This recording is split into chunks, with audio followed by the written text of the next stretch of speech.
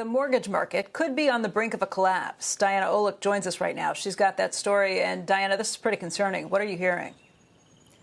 Absolutely, Becky. On Saturday, a broad coalition of mortgage and finance industry leaders sent a plea to federal regulators for desperately needed cash.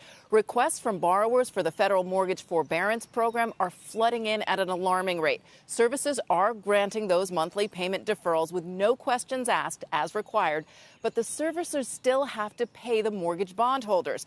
The coalition, headed by the Mortgage Bankers Association, said the scale of this forbearance program could not have been foreseen by mortgage servicers or fully anticipated by regulators. It is therefore incumbent upon the government to provide a liquidity facility for single-family and multifamily servicers. Any further delay could lead to greater uncertainty and volatility in the market.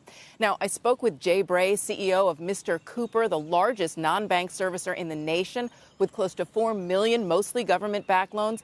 It alone has already granted over 80,000 forbearances, and there are more coming in.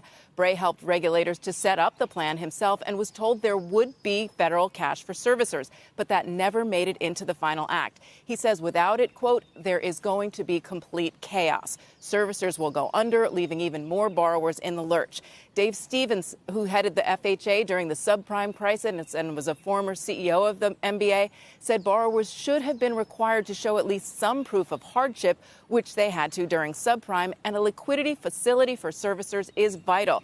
Quote, this is a crisis so easily correctable. The administration made a huge mistake bringing moral hazard in and thrust extraordinary risk into the private sector that could collapse the mortgage market. Both Stevens and Bray say it is already much harder now for borrowers to get new loans or refinance old loans because of the incredible risk suddenly hitting the mortgage market. Back to you guys.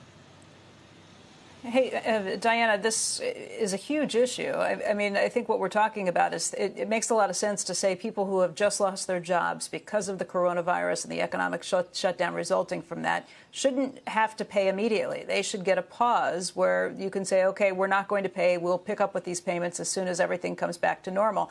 You kind of have to keep following that up the chain of command, up the food chain, to say who in the end ultimately has to bear the brunt of this. And it seems like the government is the ultimate backstop on every one of these.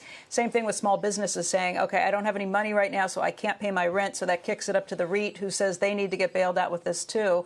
I don't know how you possibly put enough money around all of this, but it does seem like the federal government's going to be the only backstop on any of this when it is the one issuing the orders saying the states should be shutting down.